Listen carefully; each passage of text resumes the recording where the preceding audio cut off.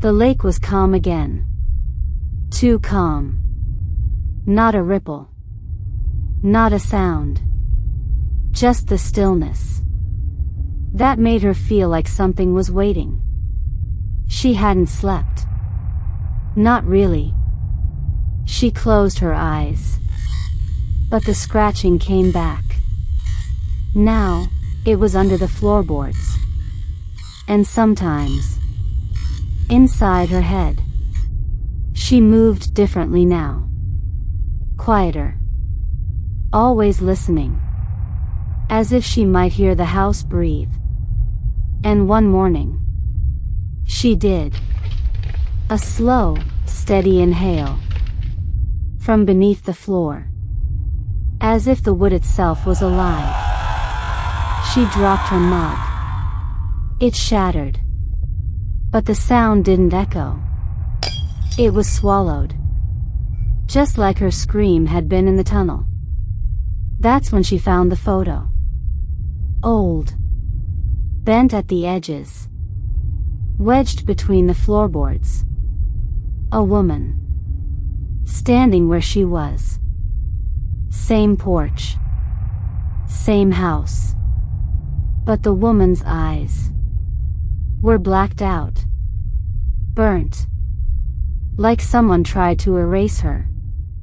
And behind the woman, something stood in the woods. Blurry. Tall. Not human. She turned the photo over. There was a name.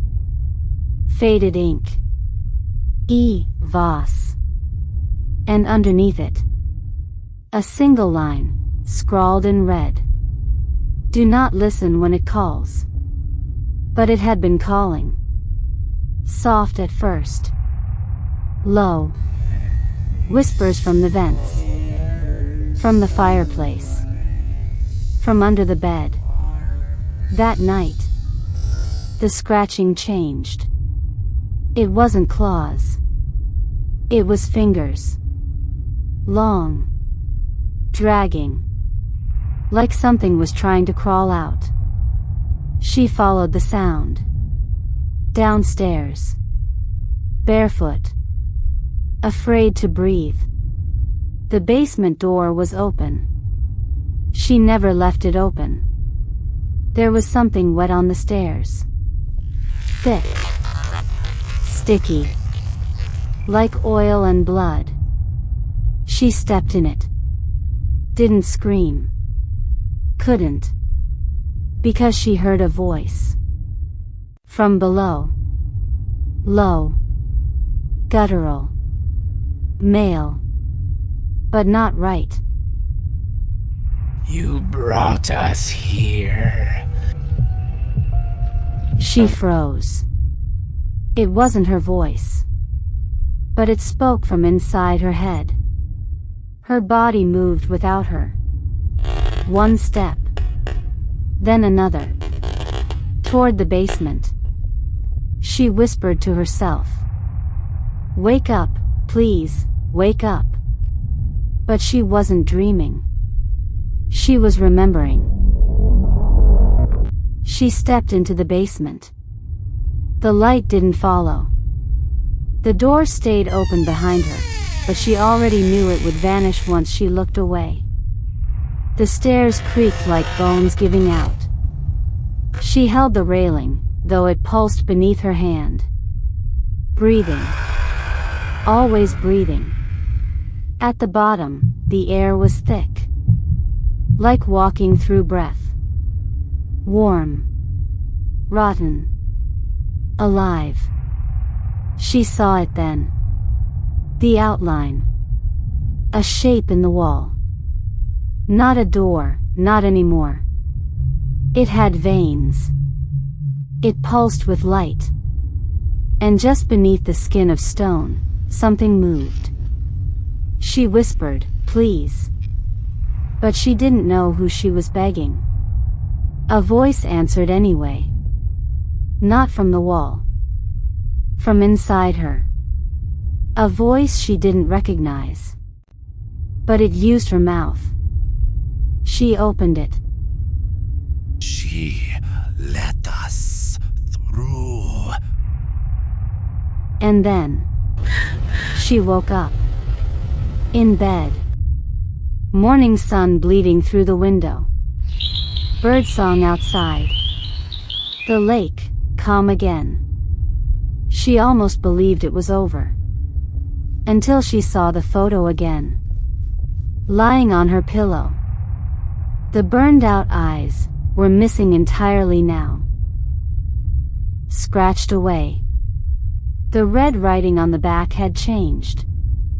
Now it said, Don't sleep in the house. It remembers. She stumbled back. Hit the nightstand. The lamp flickered. And the mirror on the wall. It had changed too. Her reflection blinked. But she hadn't. She backed away slowly. Her reflection stood still. Then, it smiled. She screamed.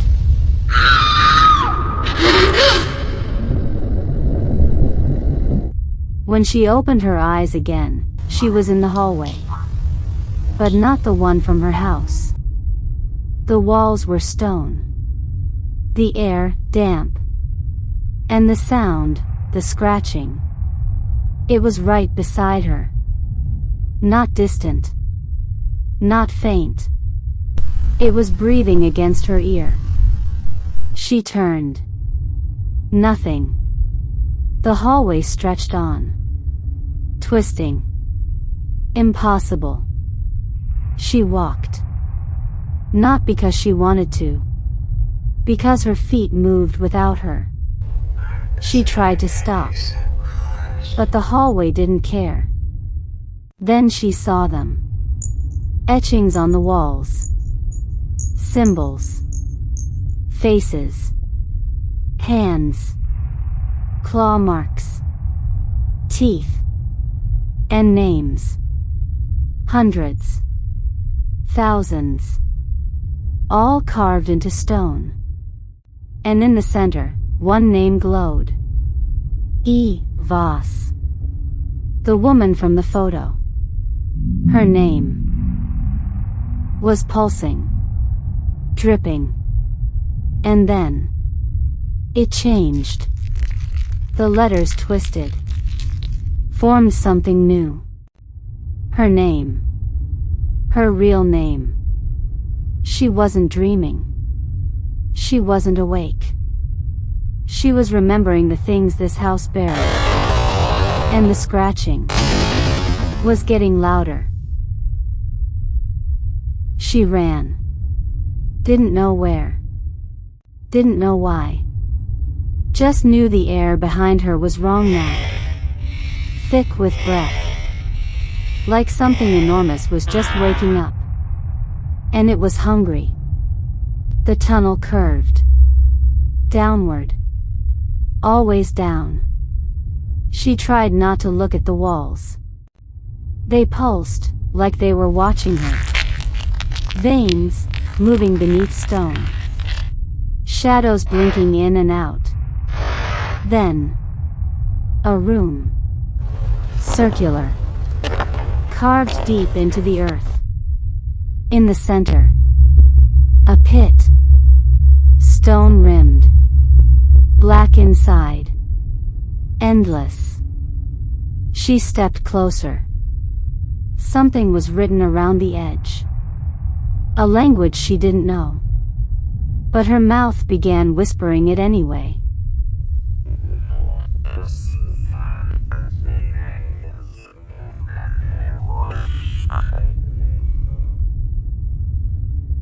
Her voice.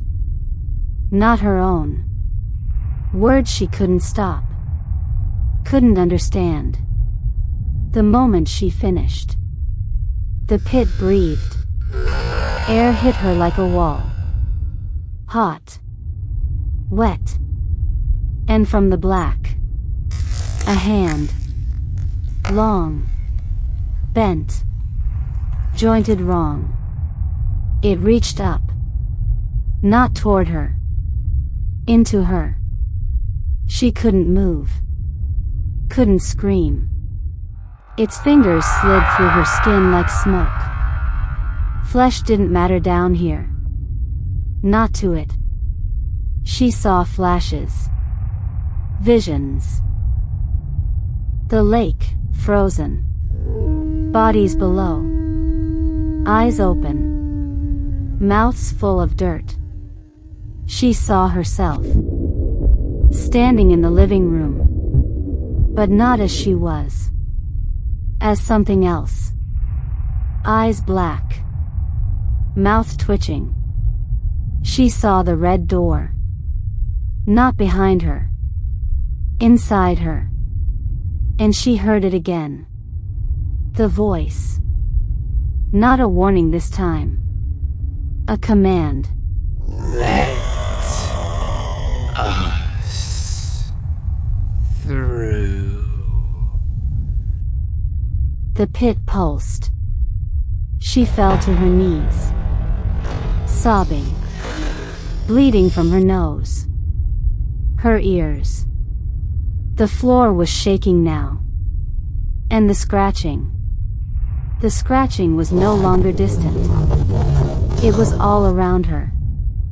In the walls. Inside her head. Under her skin. She screamed. The sound cracked the room like thunder. The stone split. The pit collapsed inward. And the moment it did, she was outside. Back on the dock. Sunlight. Waves lapping gently. A breeze across her face. And she almost believed it again. Almost. Until she looked down at her hands. Black veins. Just beneath the skin. Crawling upward. And in the reflection of the water.